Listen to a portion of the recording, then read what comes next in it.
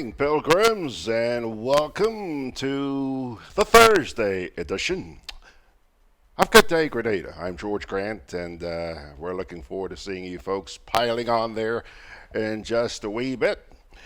Beautiful morning here on the Spice Isle, and we're going to shift gears a little bit this morning. Usually on a Thursday morning, we have Mr. Alan Baczynski joining us by Zoom, okay? Well, sad news. Alan's not going to be with us this morning. But his brother is actually going to be joining us, and I expect him to be sitting in that chair in about half an hour from now, and you'll find out why in just a wee bit. First, we're going to take a look at the weather. I haven't seen anything from the Met Office here, but I've been following the National Hurricane Center and monitoring things as we do throughout the entire hurricane season. And there is some stuff out there. It's not a storm. It's not a hurricane. So, breathe a sigh of relief. However, you could get wet. So I'm urging you to take along an umbrella tomorrow. We're giving you at least 24 hours notice, okay? And we'll tell you a bit more about that in just a minute. The next thing we're going to do this morning is ask the question, where are the hurricane shelters, Pastor? I repeat, where are the hurricane shelters? We'll get to that in a wee bit. And yes, we do have yesterday's national report for you. That's going to come our way in just a few moments. And now, the fourth item on the agenda this morning is that the Best of Grenada has responded to the incident aboard the Rhum Runner. Boy, oh boy, oh boy, oh boy. Facebook has been swamped over the past few days with comments and assessments and interpretations and everything that went on the Rhum Runner on Sunday. Many of you, I would imagine, have seen the video that's been making the rounds out there, if you will. Very, very, very, very, very, very, very, very disturbing situation. And I contacted Andrew. Andrew is the managing director of the Best of Grenada. The Best of Grenada is the company that owns three boats, three party boats. Rhum Runner, Runner 2, and High Time. That's the blue and white catamaran you see tied up alongside the Rhum Runners. And I asked him if he would come in here this morning and share with us not only his thoughts, but his understanding of what happened and the steps that they take to avoid stuff like that happening. All right? So Andrew's going to be here at about 9:30 this morning. And as a result, AB. Did you notice they both have the same initials? AB? Yeah. Alan's not going to be with us this morning, and I really do thank Alan. Alan, we're going to miss you, boy, and I hope you're watching this morning. I really, really hope that you're watching this morning. Now, weather. There's a tropical wave a few hundred miles to the east of us.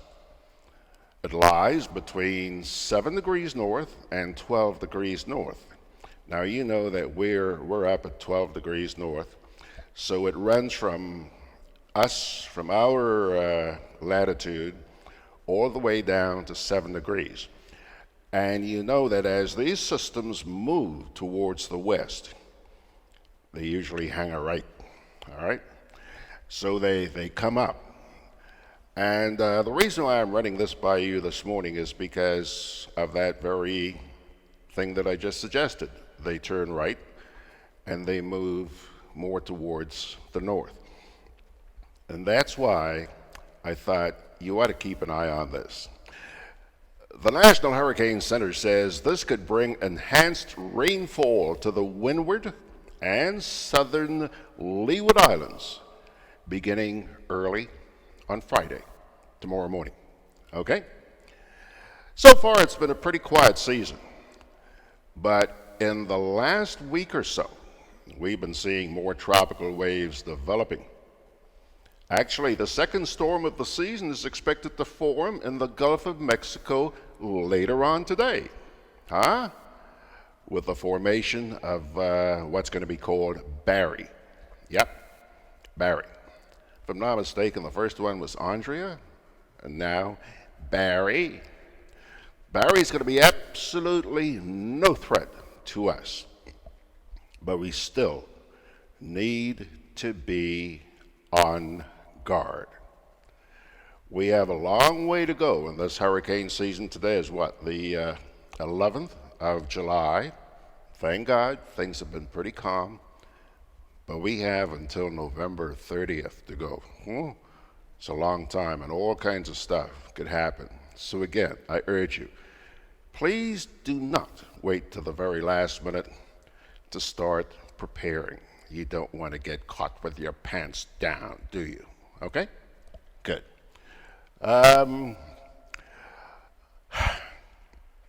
Should I go to Facebook first, or should I continue? We'll go to Facebook. I don't like to keep you guys waiting. Kipling is sending his blessings. John out there in Carriacou is checking in, and Fitzroy is watching from Brooklyn. Bernard is saying good morning to you guys. And Pedro is out there in Long Island. Let's see, what does he say here? How is PhoneGate How is PhoneGate country today? Yeah, Pedro. Saddle up, my friend. We're going to try and answer some questions on Sunday. Take a deeper look at this whole issue. We're not going to get into it today. Okay, so now let's get serious. Let us get serious. And I mean serious, because this ruffles my feathers, okay? For those of you who may have short memories, I'd like to play a clip for you from a post-cabinet briefing, which was held, note the date, on June 4th. I repeat, June 4th of this year. Listen carefully as Senator Winston Garraway, who's the minister responsible for disaster management, briefs the media on the 2019 hurricane season. Now, remember, this was on the 4th of June this year. Okay? Now, take a look. The agency continues to do its work as it relates to emergency shelters. The team of inspectors would have gone out. Unfortunately, we have not yet received the current list for this year. The last year's list, we had 111 shelters, approved shelters. This year, we believe it's going to be a little more because we had support from the Canada Caribbean Disaster Risk Management Fund. In that, they provided resources to us for the upgrade of shelters to accommodate persons with disabilities. And some 14 shelters were upgraded. And I'm extremely pleased and thankful to the team from the Canada Caribbean Disaster Risk Management Fund. While I'm on this, I should say that last week, while we were at the Understanding Risk Conference in Barbados, in a bilateral I had with the team from Canada, we have agreed to officially close the shelters, or hand over the shelters to us on the 9th and 10th of July. The 9th will be for Carriacou and the 10th for the mainland. We will have the High Commissioner from Canada on island to be a part of this handing over ceremony. We are extremely happy and we're looking forward for further engagement, Because, as I said, last year we had 111 approved shelters. We were only able to upgrade 14 to accommodate persons with disability. It is critical to note that the centers that were upgraded in this rung of upgrade, the areas had the largest concentration of persons with disabilities. That would inform the shelters that were upgraded at this point in time. But as I said, 111 and only 14, we need much more. So we're looking forward at this closing ceremony to make the pitch for further assistance in this regard. The shelter team, as I said, has been moving around, and they have done the work. They are now finalizing the report, and I expect to have it for next Tuesday. So we'll be able to present it in the upcoming week. All right, folks. All right. Today happens to be the 4th of July, 1 month and 1 week into the hurricane season. Where are the shelters, Pastor? Where? Or do we have to wait until the first system sticks its tongue up our nostrils? Senator, as a people, we want to believe our government when it speaks. But with each passing day, you make it more and more difficult for us to do so. Especially coming from you, sir, a pastor. Please, please. If we can't believe what you're telling us, who do we believe, Pastor? Please, not a word. Today, that piece you just saw was on the 4th of June. Well, he promised the next week. So let's say the 11th of June. Today happens to be the 11th of July. Where are the shelters? Please, please, show us a little respect, please. All right, we've now been joined. Hello, Sharon. Good to see Sharon. She's saying good morning to her family. Hey, big sis. How did Kaluki go last night? Hope things went well. I'm sure they did. Good food. Kipling says, oh, by the way, Donna Joseph. Hello, Donna. I'm looking forward to bumping into you on the street again one of these days. Nice person to talk to. Kipling Francis says, what are we to believe in when a pastor is so deceitful and cunning? I wouldn't go as far as saying deceitful and cunning. No, I'm not going to go that far. But I must express my disappointment that we keep, oh God, how many promises have we been made? Anyhow, Kipling says, what a shame. Donna says, Senator Garraway is so very arrogant, and lying is like a part of his doctorate. Again, I wouldn't go so far as to say the man was lying. All I'm saying is that, hey, one, the list of shelters should have been out before the hurricane season. One. Two, you made us a promise. Things didn't pan out. Hey, we pay you to run our affairs. We are like the directors or the management, and you are employed to run our affairs. something goes wrong. Things happen, eh? Something goes wrong. Come on back to us and say, hey, people, look, da da da da da da da da da. But a month, what if, in that piece he did, I didn't run it this morning, but in that piece he did, he cautioned Grenadians to be on alert. And he recalled some incidents some time ago where, stuff was out there, which wasn't a storm, but it hit us. And I think it cost us, something like $8 million in damage. And 2 parishes in this country had to be cleared, disaster zones and all of that. It's there. You go to the GIS webpage on their Facebook, not the webpage, their Facebook page, and you'll see it. You'll hear it. So please, treat us with a little bit more respect, please. That's all I'm asking. That's all I'm asking. Kipling says, George, you won't and should not, but I will cause, I believe in the whatever. Good morning, Oswald. Hello, sir. How are you?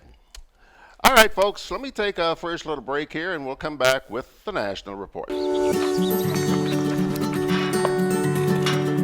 Good morning, Gren Lake Meter Reader. Morning, Mr. Meterman. I'm glad I caught you. Last month, I got a very high bill, and I don't understand why.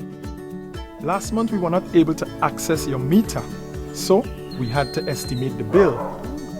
This will happen if we don't get an actual reading. So, what can I do to ensure that my meter is easily accessible? Well, you can get your licensed electrician to move your meter outside of the gate or directly in front of the house. That way, I'll have easy access and I won't have to deal with your dog. Ah, Butch. Yes, dogs can be a problem sometimes. On one occasion, I was attacked by a dog and police had to get involved. Customers who don't want to cage or tie their dogs should really move their meter and make it easily accessible. Well, I'll consider that. Thank you. GrenLake, energizing our Grenada. This summer, make your dreams a reality with a Co-op Bank Summer Sizzle Loan. Get up to $20,000 and qualify for a chance to win a staycation at Silver Sands. Go on a vacation. Enjoy the carnival season. Have your dream wedding or make home improvements.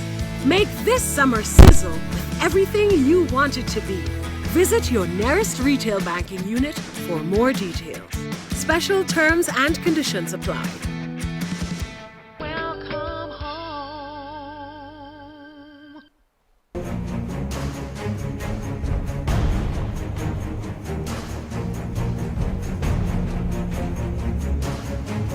You don't know how many hurricanes will be coming this season, so you need to be prepared. At Hubbard's Hardware and Building Supply Departments and the Food Fair supermarkets, everything from canned foods, flashlights and batteries, to plywood, tarpaulin, lanterns, roof repair kits, water tanks, etc. are available.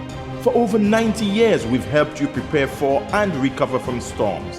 Hubbard's Hardware, Food Fair supermarkets, and the Grenadian General Insurance, an integral part of your hurricane preparedness plan.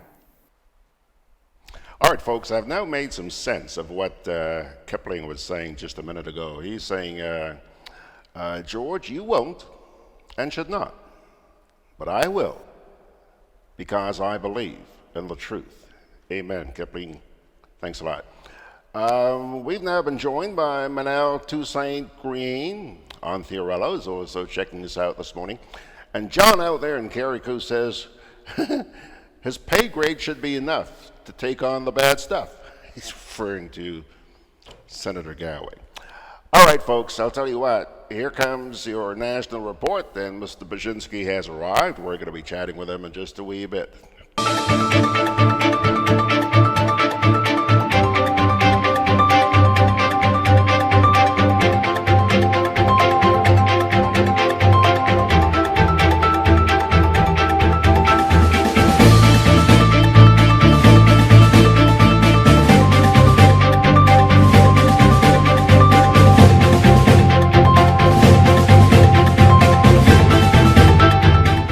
Network Connectivity to Health Facilities project handed over to the Ministry of Health. We'll have details to this story and more in the national report.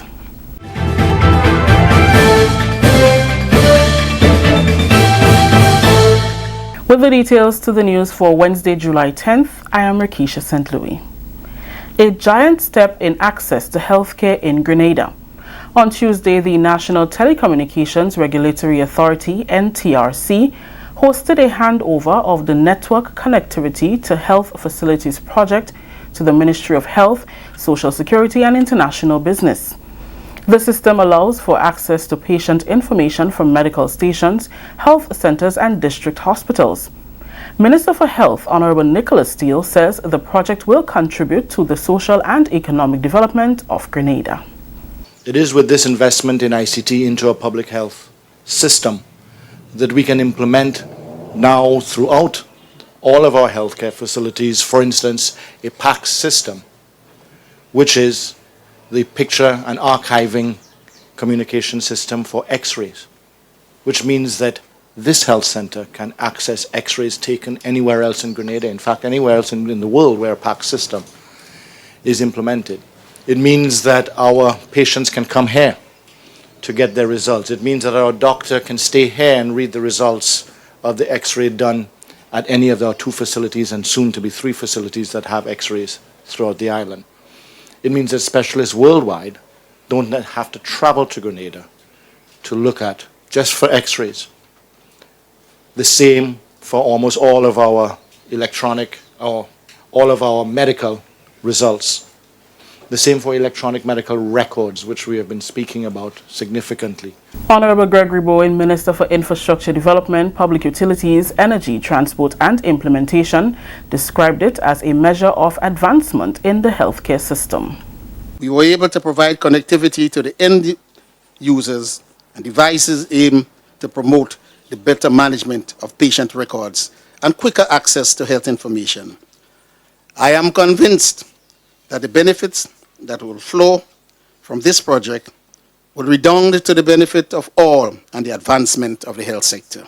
The project has a 3-year warranty support from the Affordable Island Communications Incorporated. President of the company, Dave George, is looking forward to work with the NTRC. This current project, in my view, is the most critical as it pushes our nation's healthcare system several steps into the 21st century. The computers and connectivity that are supplied in this project will enhance our doctors' and nurses' ability to provide advanced care. The multi-million-dollar Climate Smart Agriculture and Rural Enterprise Program, SIAP, has been launched in Grenada's Sister Isles. It is expected to result in an improvement of life for many. We have more in this report from Jamon Adams, Public Relations Officer in the Ministry of Carriacou and Petite Martinique Affairs.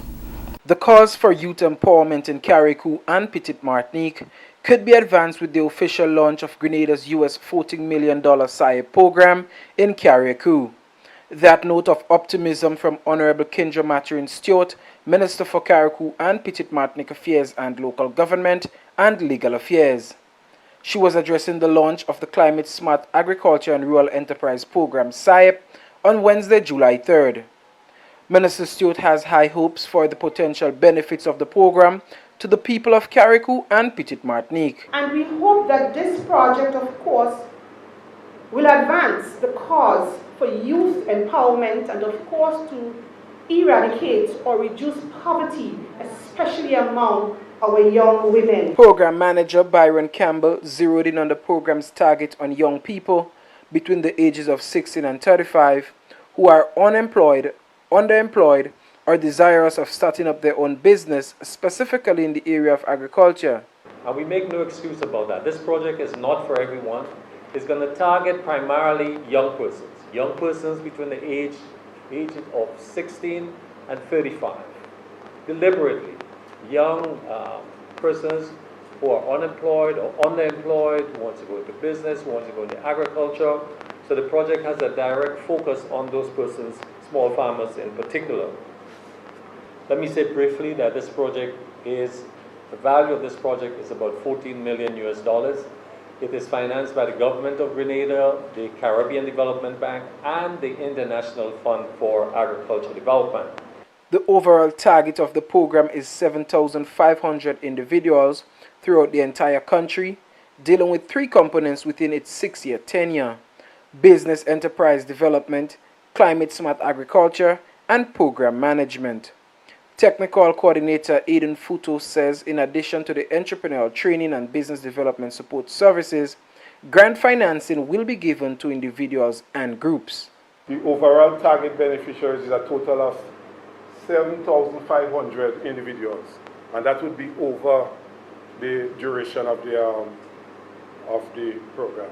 As it relates to the business grant, it would be 9,300 for the individual and 30,000 US as a group. The launch was done in collaboration with the International Fund for Agricultural Development and the Caribbean Development Bank. Once SIEP is on the ground and is working with us as a community, I believe that we will be able to become more sustainable with the partners and understand our role in the bigger picture of climate resilience and climate activities that will be suitable for us. This is the National Report. More news when we return. Every summer, the Spice Island of Grenada is transformed into the Caribbean's biggest party, Spice Man. Well, foreigners from all over, coming down to Grenada. Come experience the warmth of our people, trending theme fetes, the revelry, the pageantry, and why we are the Jab Nation. The Kids Our Future shines on August 3rd in the Children's Carnival Frolic and the Junior Calypso Show. 7 beauties take center stage as the Queen of Carnival is crowned on majestic Thursday, August 8th. The prestigious Soca and Groovy Monarchs are crowned on Carnival Friday night, August 9th. Enjoy the pulsating rhythms of the Still Pan at the Junior and the Senior Panorama on Carnival Saturday, August 10th, and Real Steel, August 17th. The March Gras crowns the Calypso Monarch on Carnival Sunday, August 11th. 2 days of frolicking in the Caribbean sun kicks off on Monday morning, August 12th, with the biggest juve in the world, followed by pageant and Monday night mass. The creativity and splendor of our mass parades on the road Carnival Tuesday, August 13th. Join us in the Jab Nation of Grenada, August 8 to 12 for Spice Mass 2019. Many events, one carnival. Welcome back. The exemplary leadership and charisma of Prime Minister Dr. the Right Honorable Keith Mitchell will be the focus of a book being written by college professor and political sociologist Mr. Robert Millett. The book, which is 75% complete, is titled From Happy Hill to Parliament Hill: Exemplary Leadership and Charismatic Authority. Mr. Millett, who served as ambassador to the United Nations in the 1990s, told the Government Information Service he wants to capture Dr. Mitchell's leadership and what is responsible for his landslide victory in 3 separate elections. He gives his entire life and to this country. His vision. He also has a vision of hard work, determination, and never say no. Never say never. Mr. Millett, who is from Subi, says he has spoken to a number of people, including Dr. Mitchell's mother, leaders of the New National Party, and some of his former colleagues in New York. He says the Prime Minister is in support of the book, which will look at his early days and education in Chapter 1.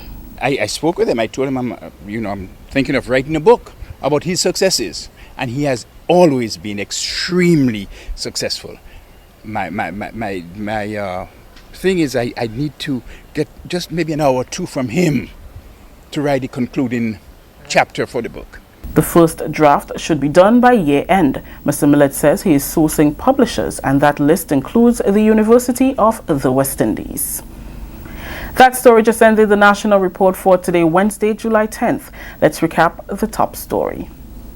Network connectivity to health facilities project handed over to Ministry of Health. On behalf of everyone here at the Government Information Service who made this newscast possible, I am Rakisha St. Louis saying thank you for joining us. Until next time.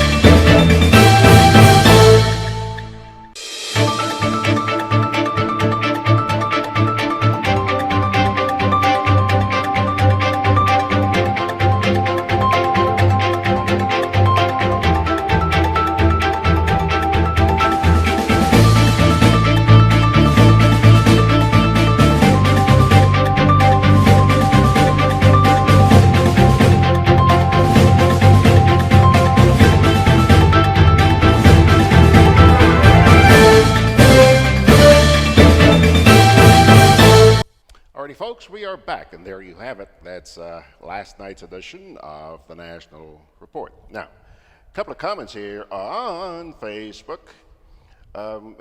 John says, when a minister says, I am convinced, sadly, I'm not. You know what that was about? Margaret says, don't you know that you always save the best for last? Mags, it's good to see you. I hope things went well with your little chore this morning. John says, with reference to KM's, I guess that's Keith Mitchell's, book, nice, short, forgettable title. John, your sense of humor is getting the better of you this morning. Pilgrims, Mr. Bashinsky is in here, and he's all saddled up, and so I'm going to take a quick little break, and we'll come back and chat with him. Conveniently located in the Grandstand Shopping Center, for over 40 years, Food Fair has provided quality service at affordable prices. Now, grocery shopping is made easier and more convenient from the Food Fair web store. Hey, babe. Listen, I need you to go down to Food Fair to get some groceries. All right, no problem. Right away. Thanks, babe. What are you doing? You're supposed to be going Food Fair to get a grocery, man. I am, but didn't you know you can order your groceries online from the Food Fair web store? Are you serious? Of course. All you have to do is just to log on to www.foodfair.gd with credit card in hand, and with an order of $100 or more, Food Fair Grenadans will deliver up to 3 miles away. And you don't even have to worry about your information, you know. Their safety measures are excellent. So hold on. You just order online and Food Fair will deliver to you? Yep. Oh, baby, better hurry up and order, man. I already did. They should be here any minute now. Enjoy easy online shopping anytime from your home or office from the Food Fair web store. Food Fair, where you can fill your baskets without emptying your pockets.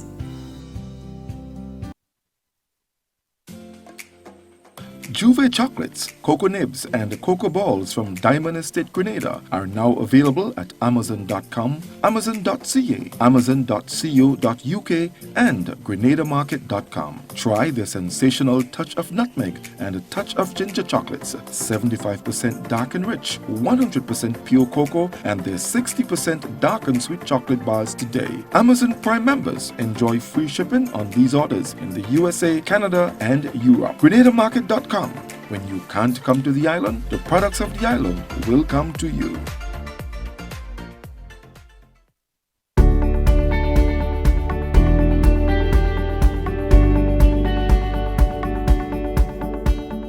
A natural disaster can change your life in minutes.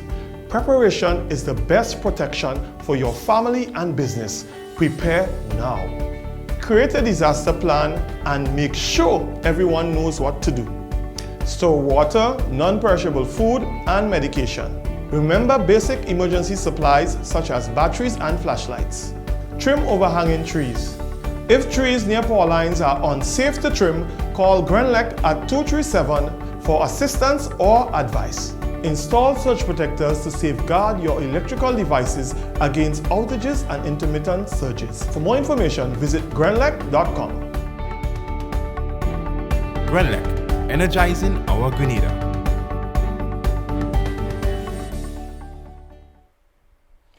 Donna Joseph says here, she's referring to Mr. Baczynski. I think she thinks it's Alan that's in here this morning. Ain't no Alan. They Alan, brother. Huh? She's saying here, Mr. A.B., you always bring on my ray of happy listening. I say that, you know, because, yes, Andrew's been with us time and time again over the last 13 years or 15 years, whatever. But it's been a while since last I saw him. Let me say good morning, Mr. Andrew Baczynski. How are you, sir? Very well. Good morning, George, and good morning to your audience out there. Nice to see you, A.B. It takes something like this to get you in here. It's been a couple of years since last you came sat in this chair, isn't it? No, the last time was over the referendum business. Referendum. Yeah, So that's just, that's a It's couple a of year years ago. Is as long as that? Yeah, the Time referendum. flies when you're having fun.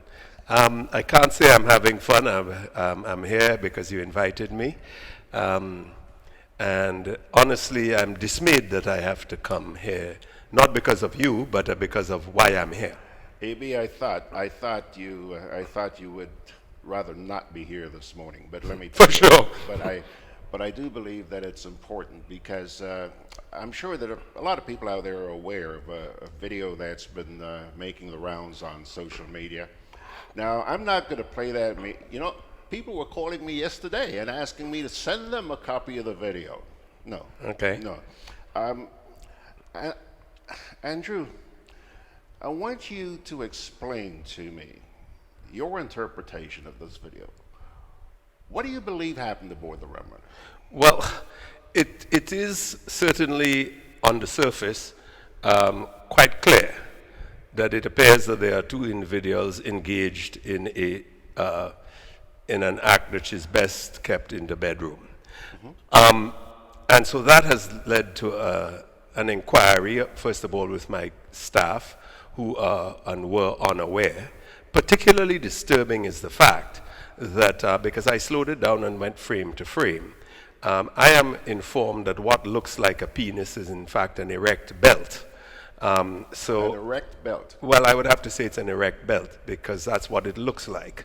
I probably could use a belt like that myself, but be that as it may, the most disturbing thing to me was that on the right side of this couple that appear to be copulating is in fact in uniform the security, one of the two security on board, who is in fact employed to keep order and decency, to say the very least. And so the discussion, George, is not about whether or not they were actually having sex, because that's what it looks like. I'm told, in fact, that it was not.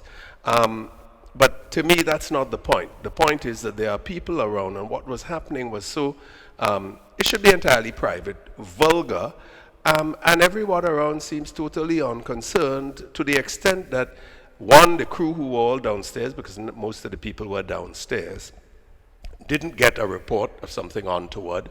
The security who was sitting there didn't make a report, and it was at 3:45 on Monday morning when I woke up. I got a WhatsApp from my daughter in Florida that I suppose you've seen this thing, and I went, what you talking about? And then I went, oh my God. She in fact contacted, however they do these things, Facebook, who took it off of Facebook, but it had already gone viral on WhatsApp. And frankly, I really don't care too much about whether or not they were engaged in the act. It looks like they were. This young lady had her feet up behind her head, and as one female, a journalist who called me about this, explained it, he was down in the big W, big time. And it really is just vulgarity of the, lowest common order. Maybe a couple of things you mentioned here. Let's start with the security. I'm surprised. The security guard is actually sitting there watching. Does this guy have any terms of reference? Well, it appears not. I was under the misconception, in fact, that he should or would have been. I contacted the agency, arranged a meeting with their manager, who had not seen, had not known, and conducted an inquiry. They have come back to say that, in fact, they were not actually engaged in having sex, but it was the next best, closest thing to it. My instructions, I don't want him back on my boat because clearly he doesn't have a sense of propriety at all. So I don't want him back. That's the first step. Now you talk about the appearance of having sex. Now, have you seen much of the debate that's been going on Facebook? Where people are trying to justify or discard the possibility that they were actually having sex, and I've heard all kinds of explanations. You said you haven't seen them. No, I haven't. I'm not very active on social media. I'm not, honestly, I haven't had, I don't know. Yeah. The big issue here is, to me, not whether they were or were not. The appearance that they were and the way and the manner is, if they weren't actually engaged in having sex, and therefore are not guilty of indecent exposure or the like, this is most certainly lewd and lascivious.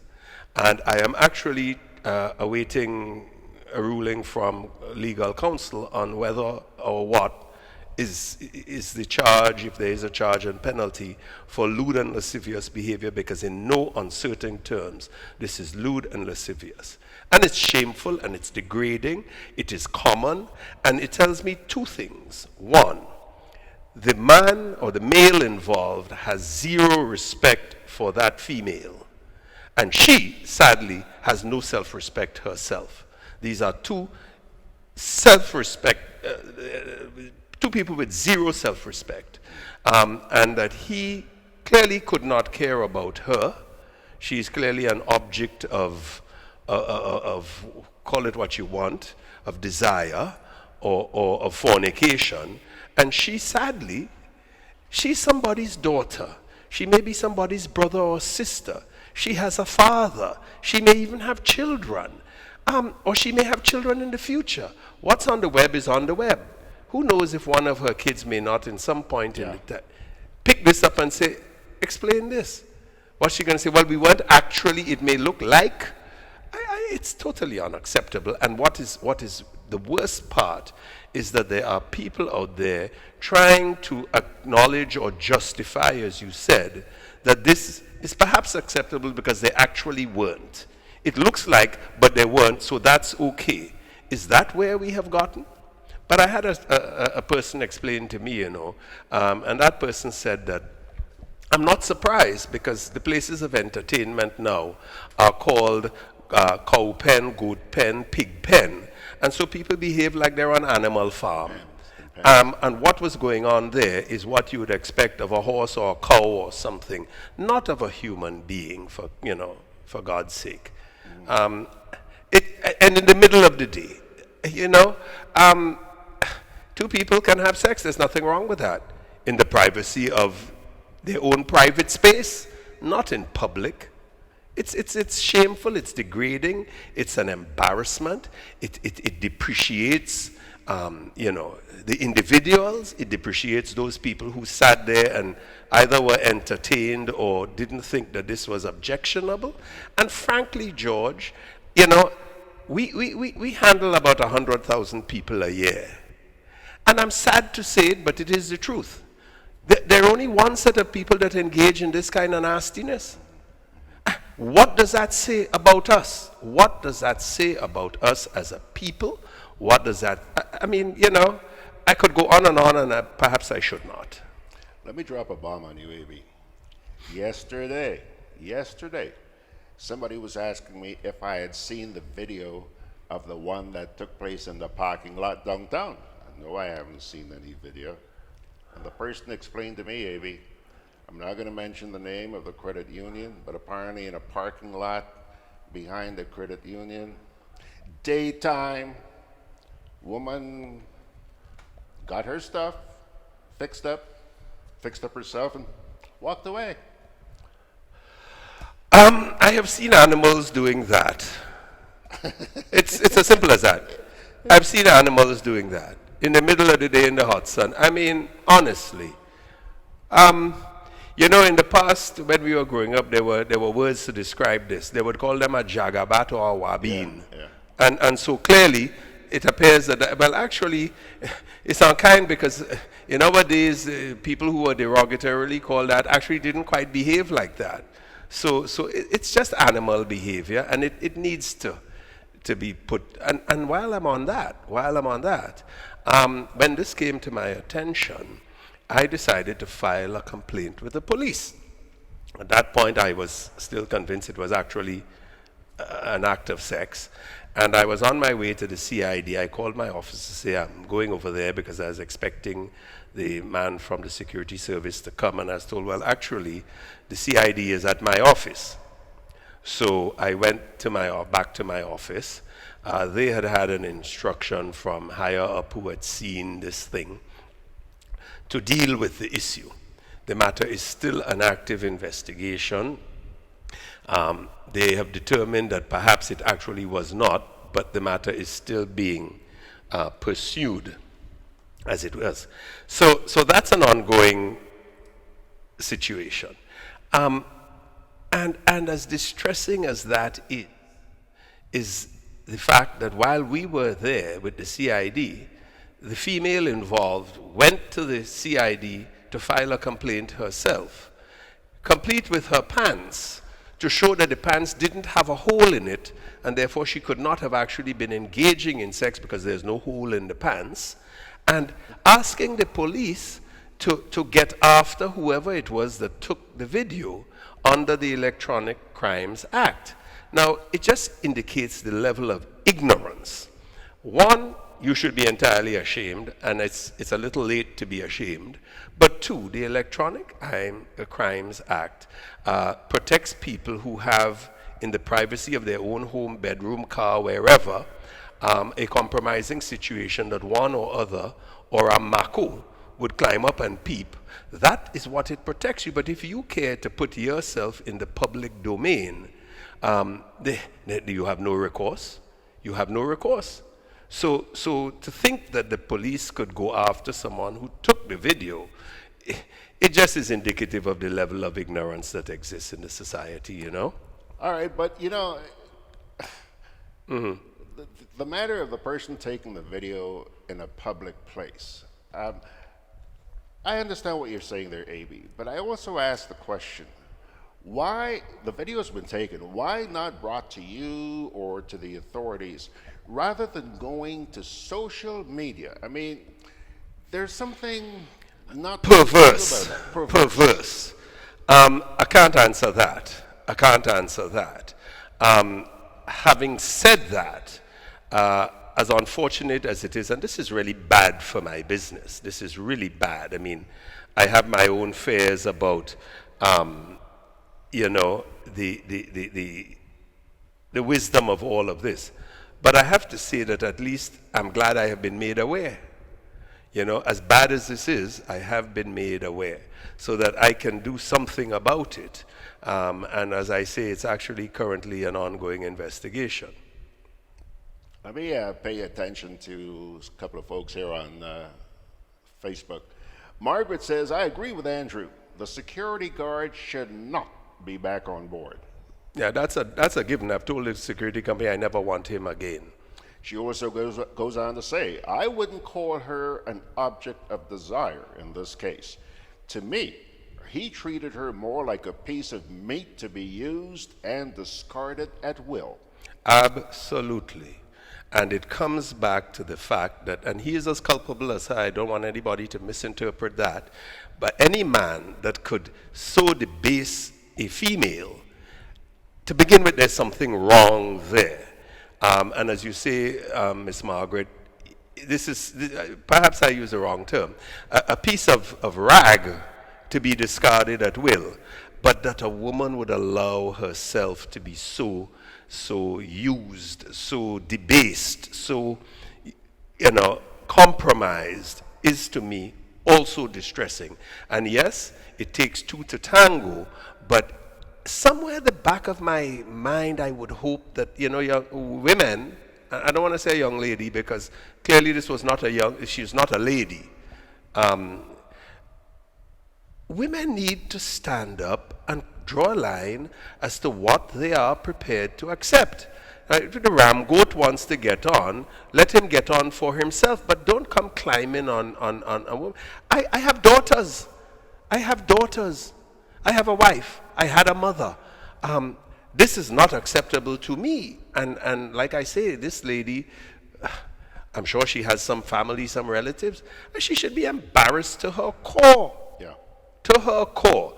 And the man too. Let us not exonerate the male in this. Let's not exonerate any male in this. His behavior, his lack of respect for this woman, it's just appalling. It's appalling, and it says so much about where this society has gone that the debate now is whether or not they actually were. And somebody sent me a note on social media that in fact the Minister of Youth has put himself in this to say that his information is they actually were not engaged in the act. Well, two things. One, I don't know the gentleman, I've only seen him on TV. He had an opportunity to impress me, he didn't seize it. So I'm not impressed. Two, There's an ongoing inquiry into the matter. Why would someone who is a minister choose to comment on an ongoing police inquiry into this matter? Like I say, he had an opportunity to impress, he failed to seize it. Jorge Murillo Yepes said, whilst it is important to highlight and reject that type of behavior illustrated in the video, it is and has been very common in Carnival before everybody's eyes. Good morning, Jorge. Yes, but what was in that video is, in fact, way above and beyond. Way above. I mean, graphic and explicit, to the point of, it's just gone too far. And I also want to make the point that certainly when Carnival was prior to Lent, the Carnival season was short, but we are in Carnival mood from the end of April till August, and it just appears that more and more and more vulgarity is accepted, and we are just, every time you think we've hit the bottom, we crawl deeper into the pit. It's just... Well, John here says, isn't Wall Street becoming a very sordid place these days too? I hear so. I don't know. I only drive by.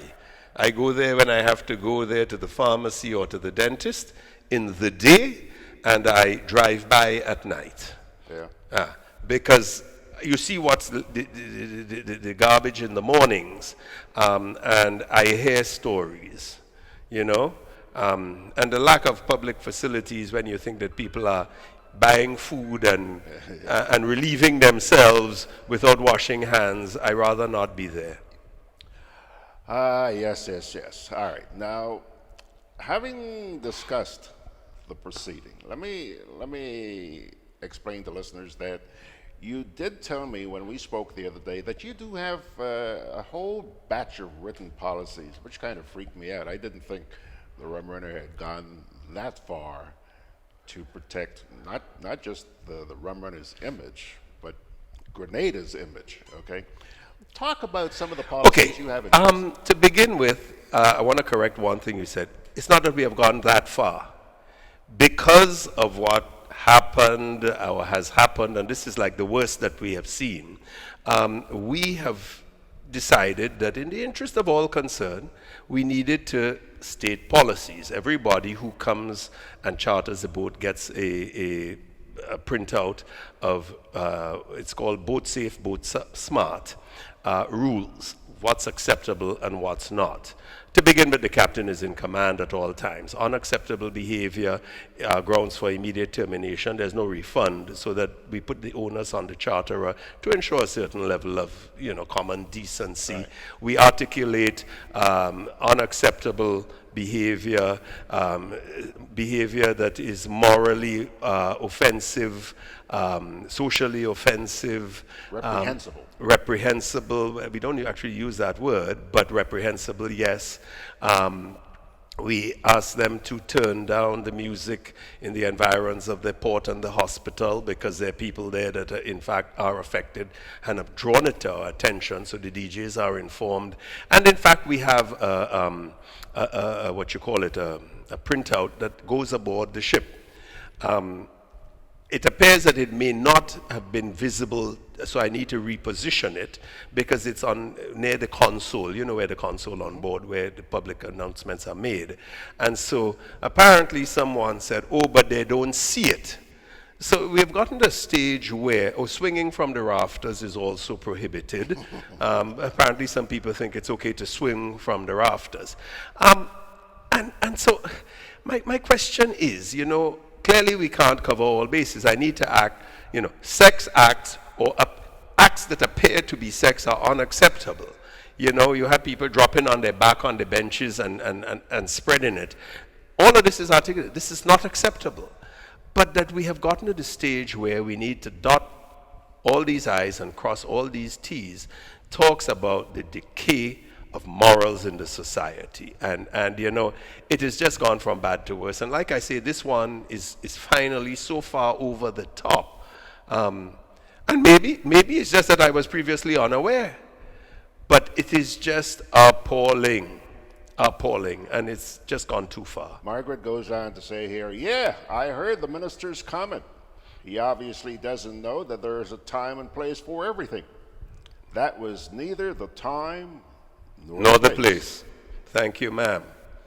Donna Joseph says, yeah, you're so right, Mr. A.B. That kind of behavior isn't good for business. It's degrading your company motto.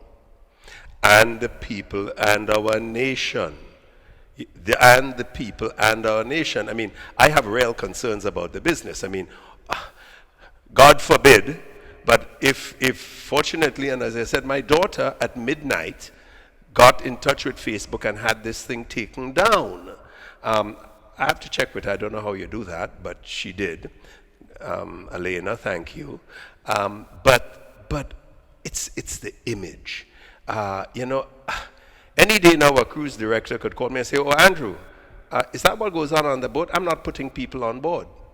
It would not, I mean, it's entirely feasible. So I have a real concern from my own personal selfish point of view. But I have a larger concern as to what this says about us as a nation and as a people and as a race. You know, why are we debasing ourselves like this? You know, in the 70s, it was all about being black and proud, say it loud. Yeah. Whatever happened? Yeah. What happened? I really don't know, you know? And somebody needs to hit the brakes and reel this back in because we as a people are justifying prejudices against people of color by our own behavior. Yeah. We can't blame people. Yeah. We have to begin by accepting our responsibility and blaming ourselves, because if we want to behave like animals, behave like bonobo monkeys. Don't be shocked if somebody calls you out. Yeah. It's time that we do something, you know, and there needs to be moral, ethical, political leadership on this. There's not to be justification. This is not about justifying it. This is reprehensible. It is objectionable. It is an insult to the public morals. And to walk around as though, well, we weren't actually doing it. It just looked like we were doing it. And as the lady told me, the big W was well exposed. Feet up behind the head. I mean, come on. There's no justification. Yeah. Andrew, just before we close, a couple of nights ago I saw a superintendent of police on television explaining that there's an investigation underway and that there could be charges laid when this is all over. A.B., I certainly would really want to hear the outcome of that investigation, and because the police do not have a track record for letting people know the outcome of all these investigations that are supposedly underway, please let us know the outcome of that investigation when it's over and done with. I have been promised an update from the police as to the status of the investigation when they have completed it. I will share it with you. And I only want to leave you all with one parting comment, George, which is something a senior citizen female said to me about this whole thing. And she said to me, Andrew, it's shameful, and what God took his time to hide quite between their legs, they want to wear on top their forehead. Yeah. And I think that just covers it. Yeah, that sums it up. Yeah. That sums it up. A senior citizen. Margaret says, Andrew, the black and proud mantra is still there. Unfortunately, the empty vessels get to make the most noise and suppress those of substance. Well, thank you for that. That is comforting. But we need to hear more. And let's close down some of those empty vessels, because by God, it is just degrading. It is too degrading. It's animal behavior. It makes me sick. It does not make me proud that this could happen in an enterprise that I started 34 and a half years ago to provide a venue, an opportunity to have fun, good, clean, wholesome family fun. Yeah. This is just way above and beyond, and it saddens me greatly. There's John asking the question here on Facebook. He says, will we ever get an answer to this investigation? Good question, John. That's what I was just asking him. Andrew, let me tell you. The reason why this thing caught my attention so quickly and really hit home is because I spent a long time, 13 years working on the Rhum Runner. That boat, or those boats, helped to put clothes on my back for 13 years and food on my table. And I know the importance of it to Grenada's tourism industry, Grenada's economy. And the first thing that hit me, Andrew, was, oh my God, when the cruise ship people see this, ta-ta is going to hit the fan. You're dead. It bothered me. It bothered me. So, sir, let me say this. I really, really hope that this thing is resolved amicably. One way or another, damage has been done because this has been seen around a lot of people, okay? But I hope the end result is nothing detrimental for the Rhum Runner. Thanks a lot, bro. Thank you for the opportunity, George, and I hope that this at least causes a pause, an opportunity for pause, and that the decent folk, and we have a lot of them, they all keep too quiet, get out and let their voice be heard and make a noise, and let's get a little bit of moral back into this society. A.B., I couldn't agree with you more. You know, I really hope this has hit home in certain ways, but A.B., there's a lot of mess going on in this place nowadays. And people are just getting away with impunity. Yeah, we've become accustomed to it. Sad. Very. Thanks a lot, A.B. Thank you, Have sir. a nice weekend. All right. Folks, I've been talking with Mr. Allen. Allen? No. It's Andrew. Andrew. Donna, you see, you're not the only one who buggered up this morning. I messed up as well. Andrew Baczynski, about what happened on the Rhum Runner. Happened or did not happen. Okay. Thanks a lot for joining us. Let's take a quick little break here, and we're going to come right on back and wrap it up. Can I have a chicken lunch, please? Large. Real nice today. I don't want that. Well, you just asked for a chicken lunch. I don't have problem with the lunch. Afraid the container. What is the problem with it? These styrofoam containers, they don't good for the environment. They shorten with life. What foolishness you telling me? So what you want me to use? Put my food in this. Where you get that? At the food fair, where you could get all biodegradable food boxes and disposable food supplies like cups, plates, anything you could think about. Name it, it's there. And they don't harm the environment. Food fair, taking the lead in cleaning up and protecting the environment. Hey, like you take me advice, you get in your biodegradable food supplies. Well, girl, I supporting who's supporting the environment. That is why I shop in at food fair. Food fair, where you can fill your baskets without emptying your pockets. Products distributed by Hubbard's agency, Kirani James Boulevard. Juve chocolates, cocoa nibs, and cocoa balls from Diamond Estate Grenada are now available at Amazon.com, Amazon.ca, Amazon.co.uk, and GrenadaMarket.com. Try the sensational touch of nutmeg and a touch of ginger chocolates, 75% dark and rich, 100% pure cocoa, and their 60% dark and sweet chocolate bars today. Amazon Prime members enjoy free shipping on these orders in the USA, Canada, and Europe. GrenadaMarket.com. When you can't come to the island, the products of the island will come to you. Easy living should be convenient. With Grenec, it is. Dial 237 for any Grenec department, or for customer service, streetlight outages, or if it's unsafe to trim a tree near a power line. For streetlights and service issues, please note the pole number. From just about anywhere, you can also check your bill balance and other account information. Just keep your Grenec access number handy. Dial 237 for Grenec. It's that easy. Grenec, energizing our Grenada.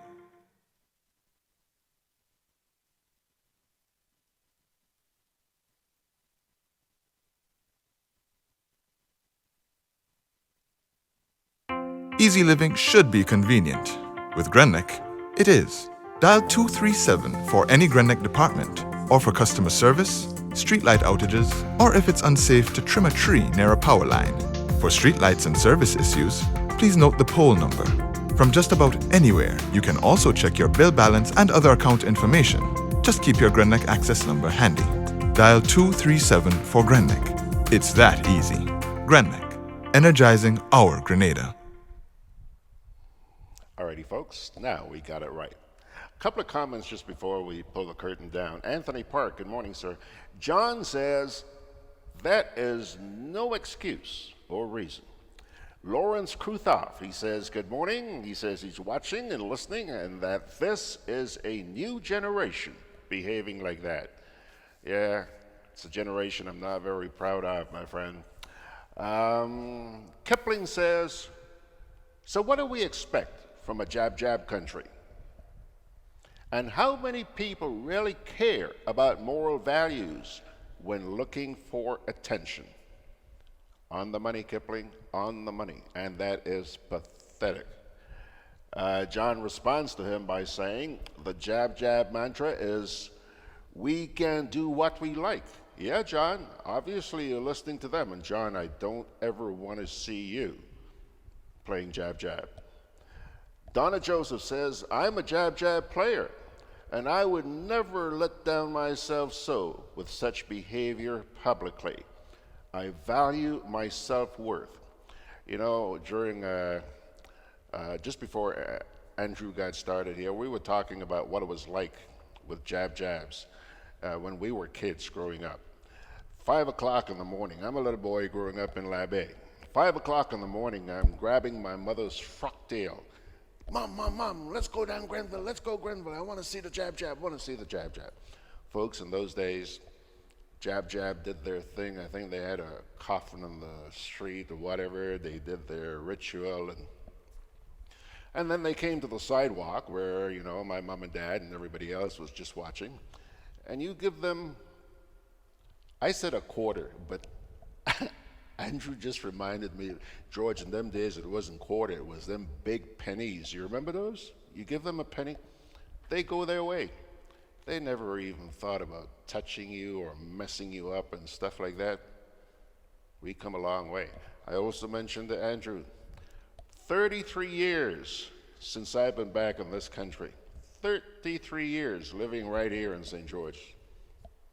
Twice have I left my home to go watch Mass. I just can't bring myself to that. It is pathetic what we see happening out there. All right, folks, just about time to pull the curtain down on today's edition. See, you guys have now gone quiet. Our parting word today comes to you from Psalm 33, verses 10 and 11, and 18 and 19. The Lord brings to naught the plans of nations. He foils the designs of people. But the plan of the Lord stands forever. The design of his heart through all generations. The eyes of the Lord are upon those who fear him, upon those who hope for his kindness, to deliver them from death and preserve them in spite of famine. Psalm 33, verses 10 and 11, and 18 and 19. Pilgrims, that's it? Yeah, that's it. Thanks a lot for joining us on this Thursday morning. If there's one thing you got to do, Sunday morning, 9 o'clock, for the next edition of Sundays with George Grant. Georgie Porgy sending God's blessings your way by his grace. Let's do it all over again tomorrow morning.